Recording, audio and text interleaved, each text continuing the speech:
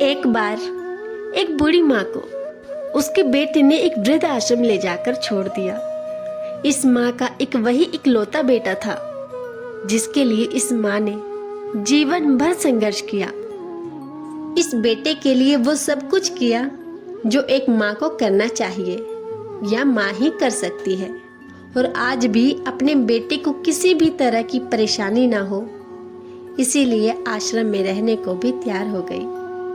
वृद्ध आश्रम में रह रही माँ अपने बेटे को हमेशा याद करती, मगर बेटा केवल साल में एक बार उसको मिलने जाता या फिर फोन पर ही बात कर लेता।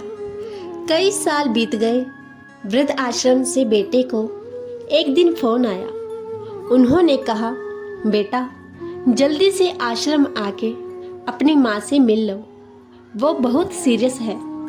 बेटा जब अपनी बीमार माँ के पास पहुंचा तब वह अपनी आखिरी सांसें गिन रही थी। बेटे ने अपनी माँ से उसकी आखिरी इच्छा पूछते हुए कहा, माँ मैं तुम्हारे लिए क्या कर सकता हूँ, बताओ।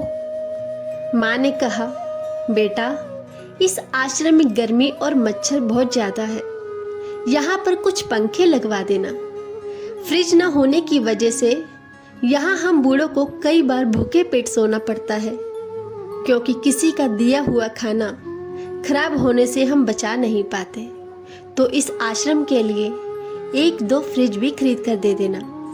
बेटे ने अपनी माँ की सारी बातें सुनी और अपनी माँ से पूछा, आपने इतने साल यहाँ पर निकाल दिए पर आपने कभी भी यह बातें मुझसे नहीं कही, और जब आपके पास टाइम नहीं बचा तब आप यह सब कह रही हैं।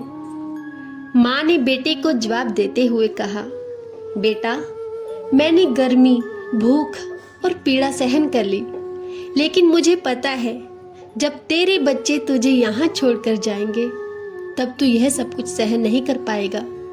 इसलिए तेरी सुविधा के लिए ही तुझे ये सब लगाने के लिए कह रही हूँ।